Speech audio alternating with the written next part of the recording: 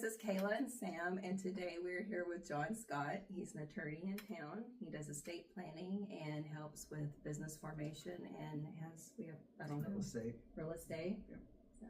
So you have built some homes too here, and then you sold those. Yes. Got that out of my system and back to what I should have been doing all along, practicing the law. So yeah. So go ahead, Sam.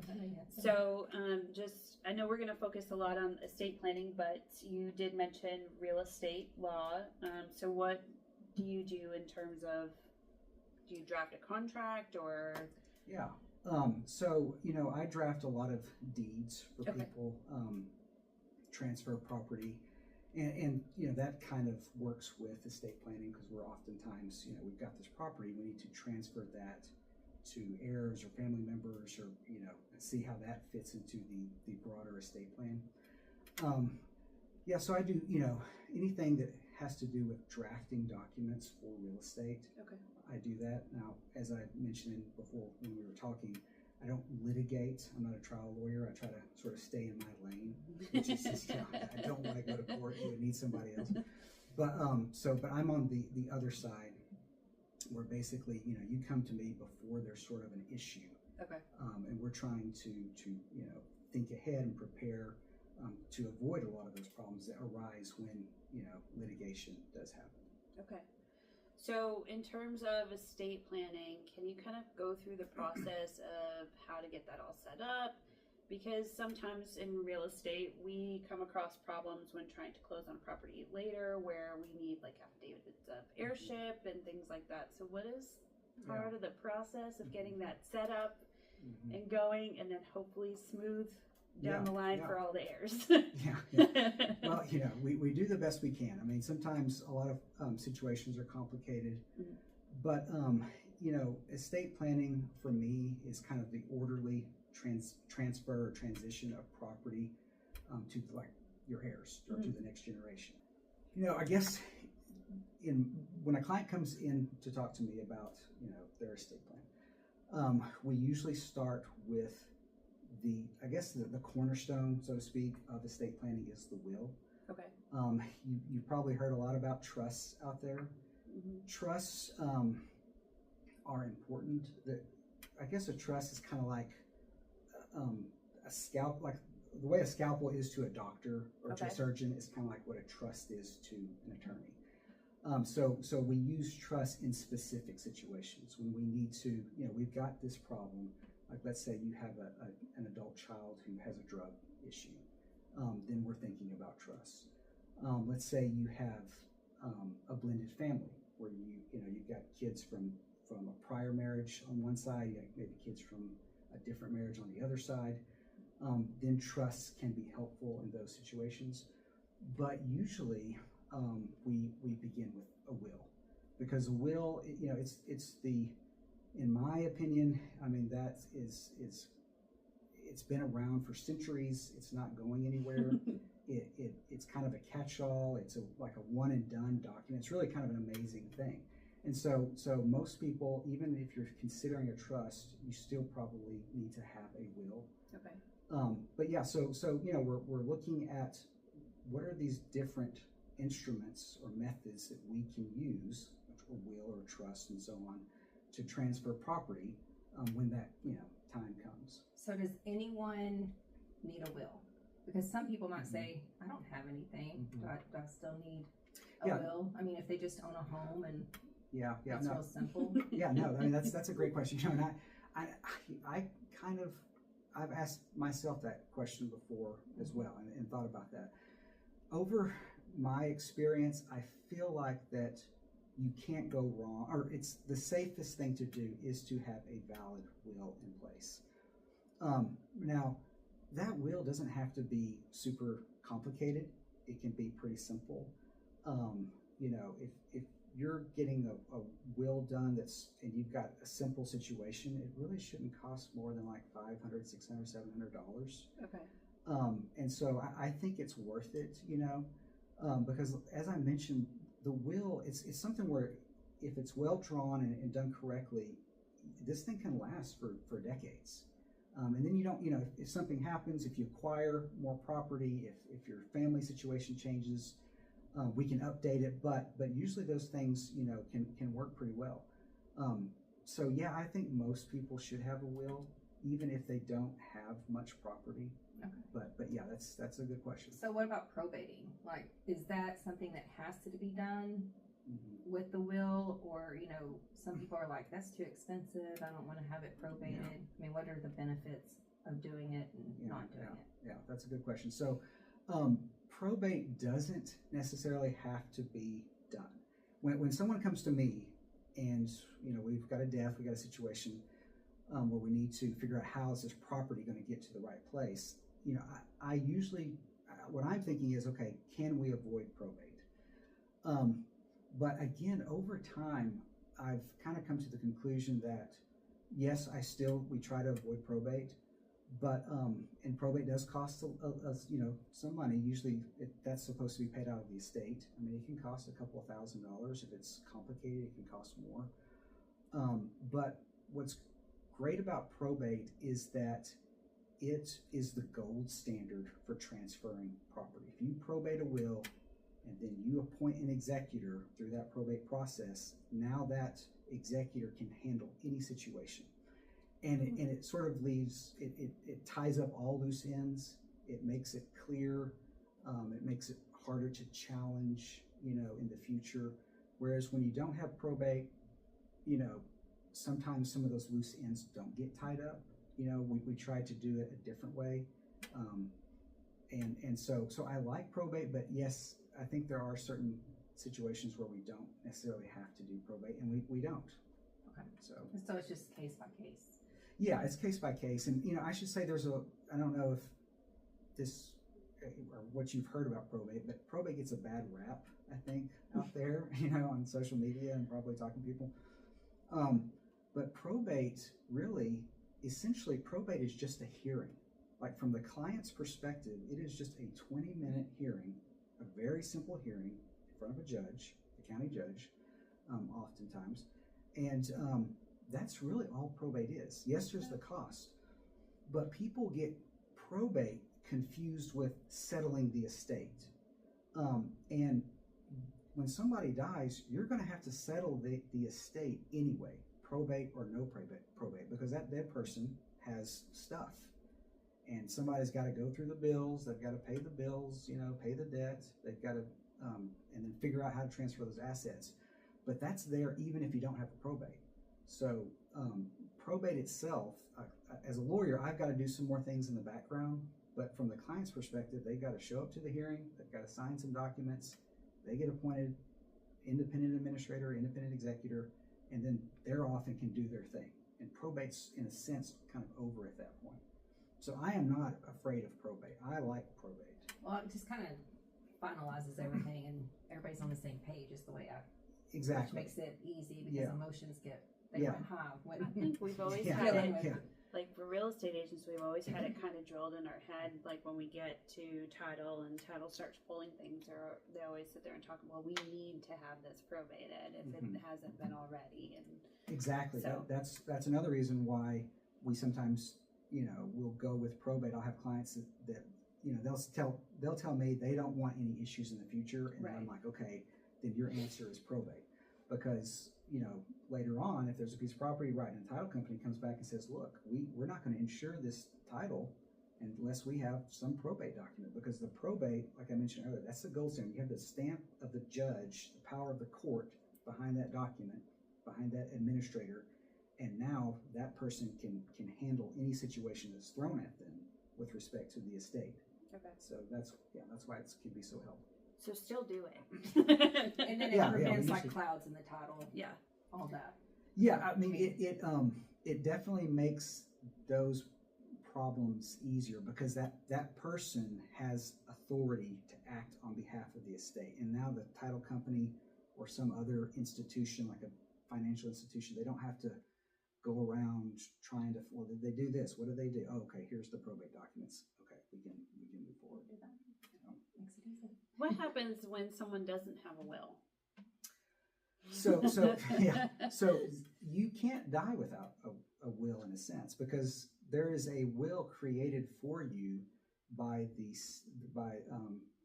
Texas Estates Code. It's kind of like this default will. Okay.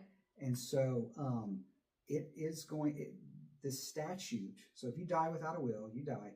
Well, then the statute says, okay, who is your stuff going to go to? If you don't have a will, we then look at the statute, and the statute says, okay, this is how your stuff is going to go. And it's sort of based on common sense. So like if you're married and all of your children are from that marriage, both sides, all of your kids, you got kind of that traditional nuclear family. Well, the statute is going to say, okay, all of your property, spouse, is going to go to your surviving spouse. Okay. Which kind of makes sense, right? Because all the kids are there. But if you have a different situation, then the statute will say something different. And that's where you've got to be careful, because if you don't have a will and you have a situation where that statute is going to send your property to somebody you don't want it to go to, then you're in trouble. Like let's say you have some estranged family members that you haven't spoken to in 30 years. Because of this. Are you thinking of somebody right now? I'm thinking of lots of people. I'm thinking of lots of people, but my thought, and you're going to have to cut this out, was like, you're dead. You don't get a choice. Yeah. I'm not cutting that out. Yeah. It goes to the person and you have no say. At that point, you're gone. You're gone. But yeah, I had a client come in today, and we had this situation, and they did not have a will, and but they have some estranged family members, and so they wanted to have a will to redirect some of that property. Okay. I ran into that deal too. You've had that issue, yeah. It wasn't pretty. We were just discussing it, but yeah. Yeah. On the real estate end, it causes a lot of issues. Yes, yeah. I mean, what we're like estate planning is kind of the important word there. We're sort of trying to avoid future problems, and so. But not just a problem for you. A problem for your heirs and who's going, and the executor and. Exactly, yeah, because the heirs. I mean, when someone dies, unfortunately, probably seen this. I mean, it can bring out the worst in people. Right. And people you thought you knew, or family members you thought you knew, something can change. A lot of times, the spouses of that family member, they can get in and sort of mix the situation up, and so we're trying to avoid, in a sense, like World War III with your family, because and that's where all that litigation happens, and we can do that we can't always do it, but we try to do it with estate planning. One thing I tell my clients is that the idea here is like no surprises for those, like you mentioned, those future heirs, those future executors. We if we can sort of, and this kind of comes down to communication. This is sort of an additional thing. Like I can do the planning, but I tell my clients, if it's appropriate, because sometimes they don't want to tell, we don't want to tell them what's going to happen, but it's usually better to tell your family up front, like, this is what we're kind of thinking about doing. And yeah, that's going to be a tense conversation sometimes. Yeah. But it's going to be a lot less stressful explosive, than when they get it. Oh, what? And they're looking at what they got and somebody else got something, But it doesn't help. I mean, it keeps your family from having those issues, but also when you're selling property, it keeps the future buyers from having issues too. Okay, yeah, for sure. Because that's what happens. People will, they will, a lot of times people think they own a piece of property, and they'll, oh yeah, I'm going to sell this property. Here we go. And then, oh, we sold it to Joe, we got a deal and everything. And then the title company gets it, and they start doing the research. And they're like, actually, you don't own this property. Maybe you own 10% of this property, right, or you own 50%. But 2 generations ago, Granddad, didn't have a will or something, or nothing was done to settle that estate appropriately. And now we've got all kinds of problems because we've got to cure those title problems, and that can be. So when you have a will, you draw it up. Do you go file that with the county, or is that just something you keep a safety Yeah. deposit box? Yeah, Like, what do you do with that's a that? good question. Yeah. How do you So- keep that safe? Yeah. So when you have a will, you used to, some people would use, or in the past, file those at the county courthouse. In fact, I think Taylor County, they don't even allow that anymore. So I think today, if you were to go into Taylor County and say, I've got this will I just signed, they're gonna sorry, we don't want that. Mm-hmm. Now after you die, that will is filed, or supposed to be filed. In fact, it's required in the statute, but most people don't know that. So if they don't probate it, they usually don't file it at the county courthouse. But so what you should do though is once you have that will, you really need the pen and ink original signed, not just a copy. A copy, you can probate a copy, but it's a little bit harder sometimes to do that. So you really want that pen and ink document, and you just want to keep it with your safe, or keep it with your important documents in a safe spot. And then you want to tell your executor, or all your executors, where that is and how they can get to it, so they can find it. Because if we can't find the will, the presumption under the law is that you don't have it, or you tore it up, you destroyed it. And so, and then boom, we're back into the statute to see what the statute says. So we need to be able to get that. And that's another issue that comes up. Well, we couldn't find Granddad's will. He said it was there, and well, they moved twice, and and I tell my executor, you need to call John. yeah. Well, He's like, no, I did not keep one for you, Caleb.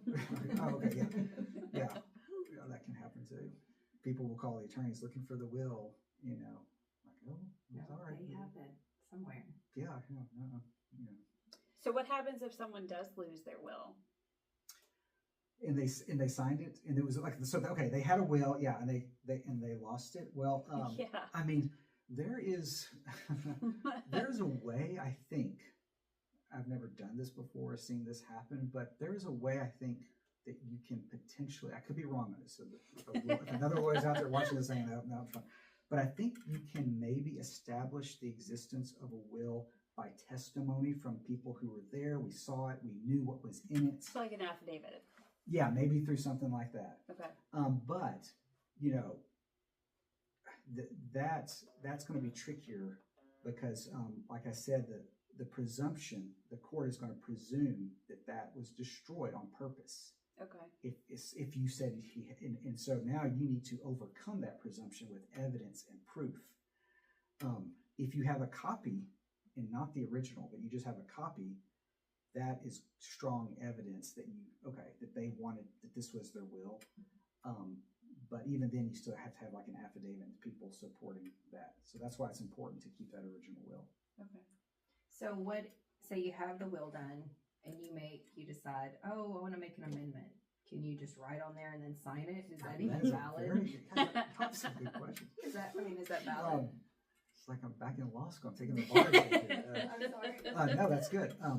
No, you can't just take your will and say, scratch it. Oh, I left them 20,000. No, I want to change that to 10,000. You can't scratch through that and initial it. Okay. If you change a will, you've got to have the same setup there that you had when you originally signed it, which means you've got to have two independent witnesses, people who aren't getting something in the will, two independent witnesses who are watching you sign the will and who are watching you change the will. Okay. And then you also, we usually have a notary, so that helps with the probate process later on. So we got three independent people there watching you.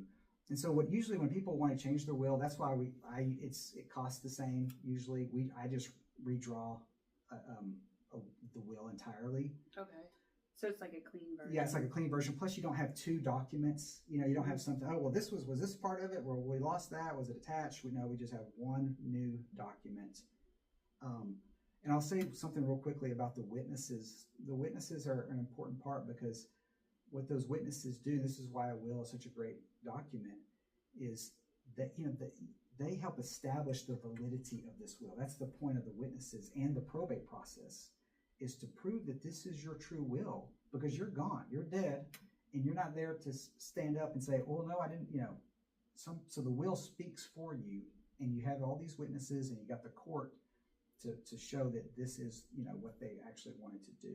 Okay. And so it protects against fraud, that kind of thing. Okay. How long does the probate process normally take?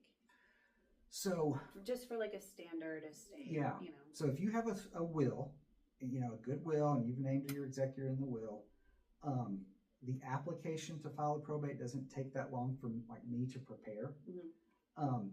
So I will file that application. Then we've got to wait about 2 weeks. That's required by law just to wait. And then we can have the hearing. And so we call the judge up and say, hey, can you have the hearing on this date? Yeah. So we wait about 2 weeks. We have the hearing. And then when at the hearing, the executor is appointed, you know, sort of officially made the executor. And at that point, the executor can go. Now they have been authorized, and so now they can get started. So in a sense, probate, you know, like I said earlier, is sort of just that hearing. Mm-hmm. But once that person is appointed, now it may take them a year or 3 months or 4 months to deal with all the stuff. But the probate's sort of done. So, you know, you in the will, it appoints an executor, right? Yes. Okay. Yes. Your So will, you choose. Yeah. You choose who you yeah. want. Do you suggest that to be like a non-family member, someone you trust, or the oldest child? I mean, I know a lot of people suggest the oldest child or the most responsible child. I don't know.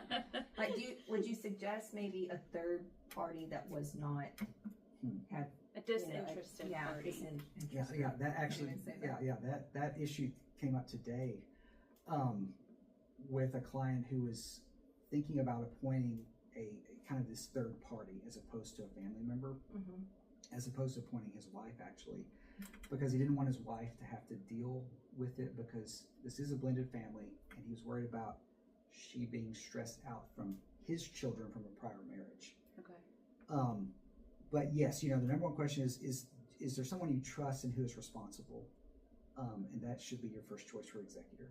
And a lot of times if you have kids, you know, we do choose the oldest child, because also there's a family dynamic there. You don't want kids' feelings to be hurt. Well, why didn't mom choose me as the executor? You know, but yeah, you usually want to find that most responsible person. But then it can be a family member or a third party sometimes.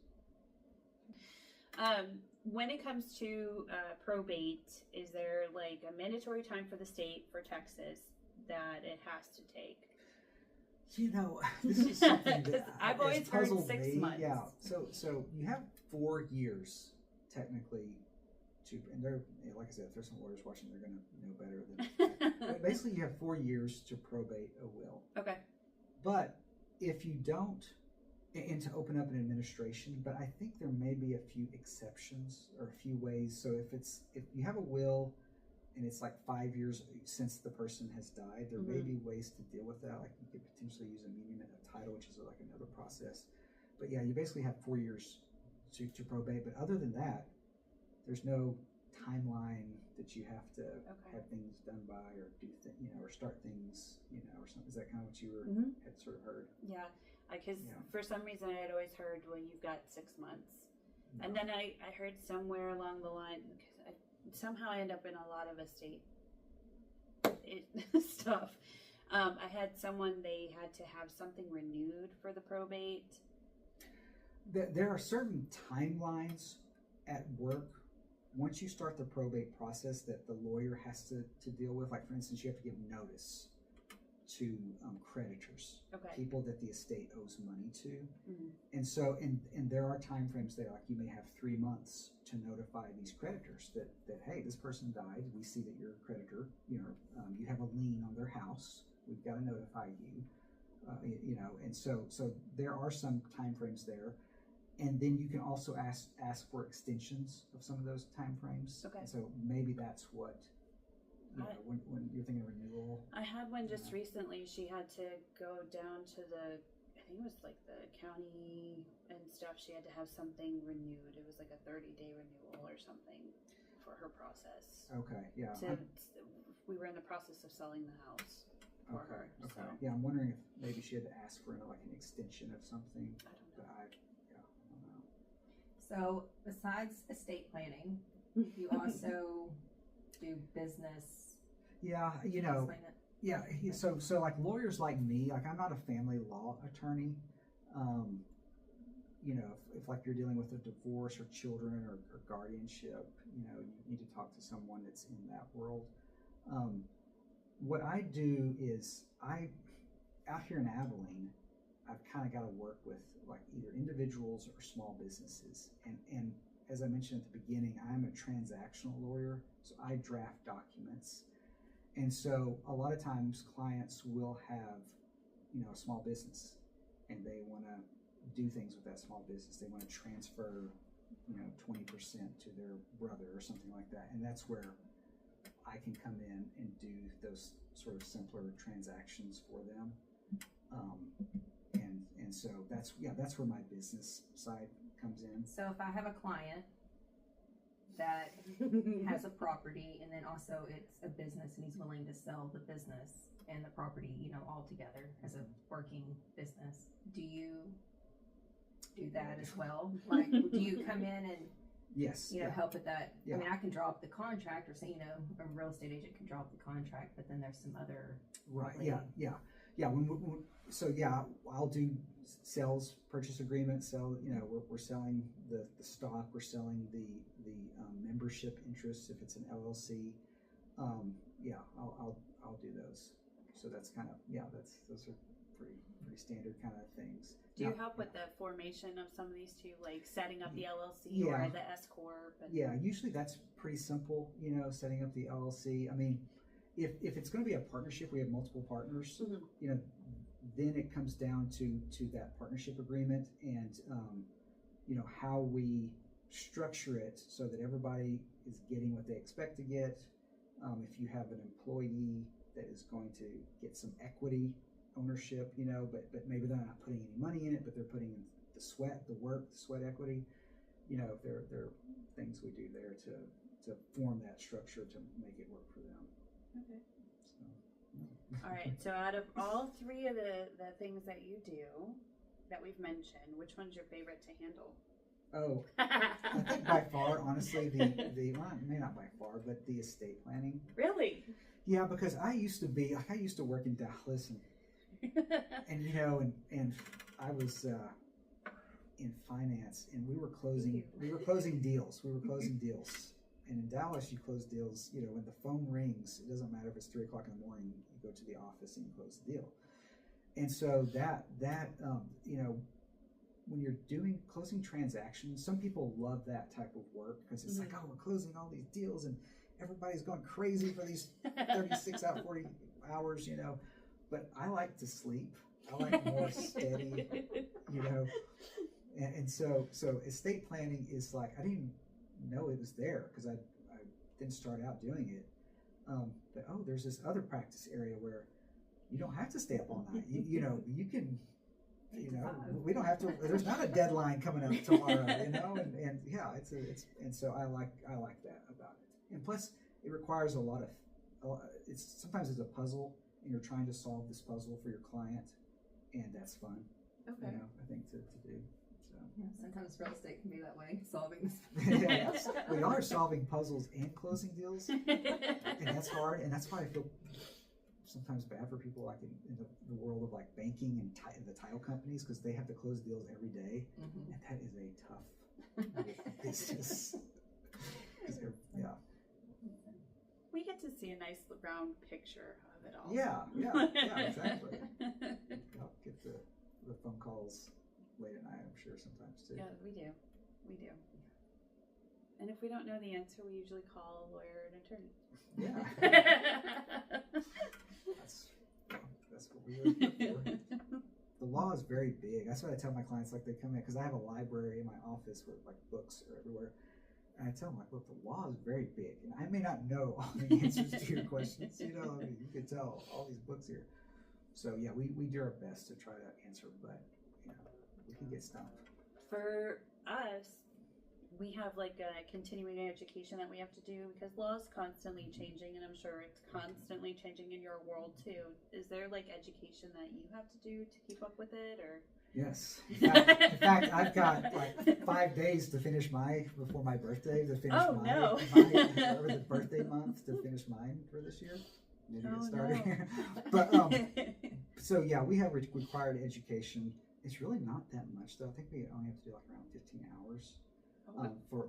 That's less than us. Yeah, I know. Is that every year or every year? every Okay. year? But I sort of wonder sometimes because like the lawyers control that, you know, and if we have sort of made it easier on ourselves. But the thing about being a lawyer though is that you are constantly reading. Like I mean, I'm having to download articles and figure out what's going on, you know, all the time. So I'm kind of like, well, I've been learning all through the year, you know, anyway, because the law's big. You know. Well, and you have to find cases that coincide with what Well, you're sometimes. doing. Sometimes, like I don't deal as much in case law, but you're right. A lot of attorneys have to keep up and figure out what is the current law on this issue. That's another thing I like about estate plan. I don't have to Do that. It's not as research the case laws out there as much. Was there anything you think just the general public needs to know that we haven't covered about estate planning? Besides picking up the phone and calling John. or somebody. You know, there's a lot of good estate planning lawyers around. But no, I mean, just as I mentioned, I think, you know, to me, estate planning is you know, no surprises. You know, plan ahead, know what's going to happen. And sort of another little twist on this, because I deal with a lot of older people, and you know, it's about taking care of yourself. Like, you know, your health is I'm starting to think about that, I guess, in a way of like estate planning, because you know, your resources can be depleted pretty quickly if you get sick and you're older. And so we're thinking about those things as well. You know, how do we preserve your assets? Talk to a financial advisor. You know, find somebody you trust out there. You need to have, you know, good professionals around to help you think about, because there will, as we get older, there will be costs. There will be, you know, things that we need to consider. And you know, I think if you're at least thinking about that and making a few phone calls, you will be way ahead of the curve. And I think you'll be okay. So. Well, thank you for your time. Yeah, well, thank y'all for inviting me on. Learned a lot.